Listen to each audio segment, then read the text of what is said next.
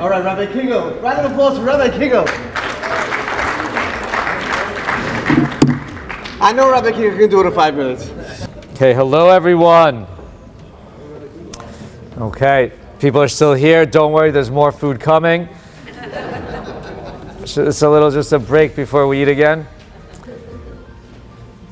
Okay, so we're talking about Loshon Hara. Okay, now I want to define Loshon Hara, and then I'm going to give you my first experience with Loshon Hara.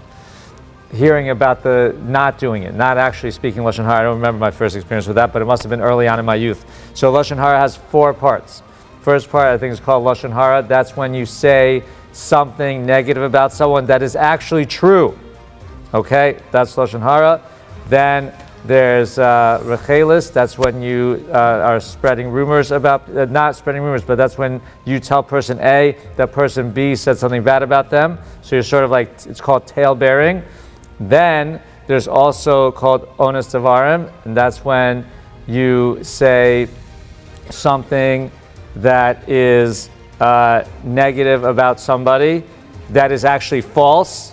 Okay, so Loshon Hara is true negativity, and Ones Devarim is I believe false negativity. And then there's another one that is when just negative speech in general, just a downer is being Loshon Hara. Okay, so that's Loshon Hara. So you can't say something. What are we going to talk about anyway, right? We can't say anything negative that's true. Can't say anything negative that's false. You can't tell someone that someone said something bad about them, and you can't really say anything negative in general.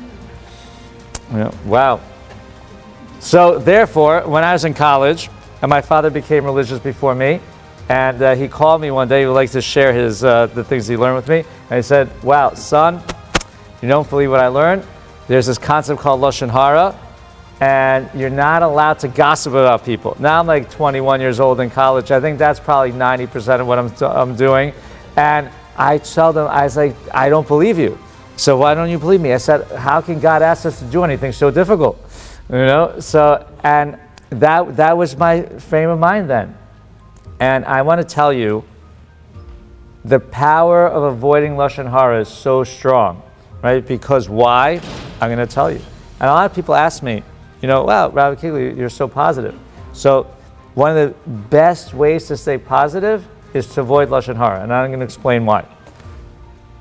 If we can't say anything negative that's true, and if we can't say anything negative that's false, and if we can't say things that are negative in general, and if we can't tell people that other people are saying negative things about them, and our mind's always working because we actually are human, and this thing is ticking, then what are we going to talk about? You know what we're going to talk about? We're going to talk about positive things.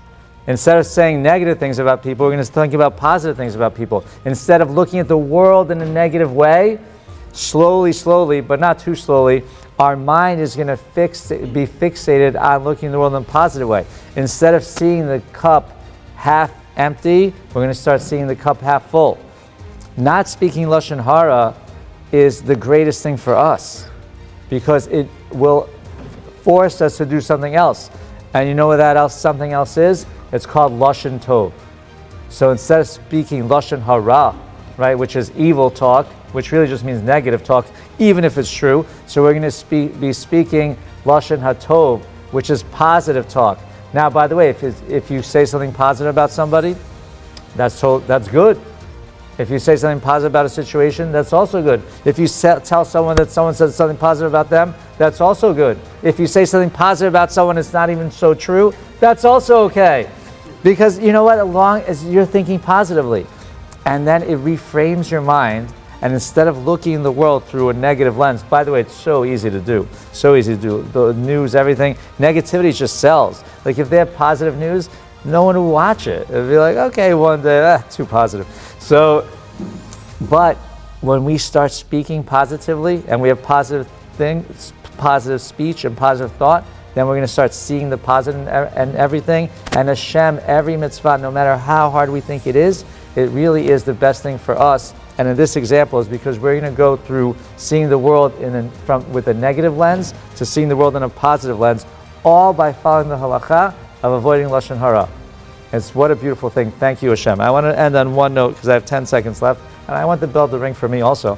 So My grandfather, we have a legend here, right? My grandfather, back in the old country in Russia, he did not speak Lashon Hara and did not rat out his friend and went to Siberia for 2 years.